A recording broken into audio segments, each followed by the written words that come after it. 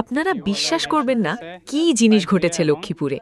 একটি নলকূপ বসানোর সময় কিছু অসাধারণ আবিষ্কার হয়েছে। সেখানে গ্যাসের সন্ধান পাওয়া গেছে। এই ঘটনাটি ঘটেছে লক্ষ্মীপুর সদর উপজেলার তেওয়ারীগঞ্জ ইউনিয়নের আন্দারমানিক গ্রামে হোসেন আহমেদের বাড়িতে। গত কয়েকদিন ধরে সেখানে একটি গভীর নলকূপ বসানো হচ্ছিল, কিন্তু শনিবার যখন পাইপ স্থাপন করা হয় তখন পাইপ থেকে এবং এর চারপাশের মাটি থেকে বুদবুদ আকারে গ্যাস বেরোতে শুরু করে। এবং জানেন কি, স্থানীয় মানুষ সেই গ্যাসে আগুন ধরিয়ে দেখেছে এবং এটি জ্বলছে। রাত ভর সেই পাইপলাইনে আগুন জ্বলছে। স্বাভাবিকভাবেই কৌতূহলী মানুষ ছুটে আসছে এই অবিশ্বাস্য দৃশ্য দেখতে।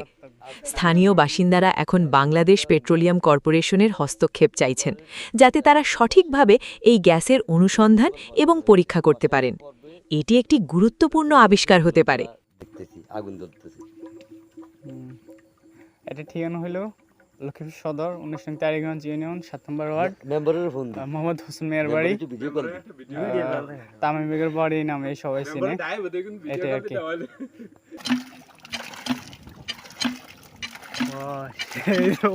ভাই গ্যাসের কোনিতে আমি হাত দিয়ে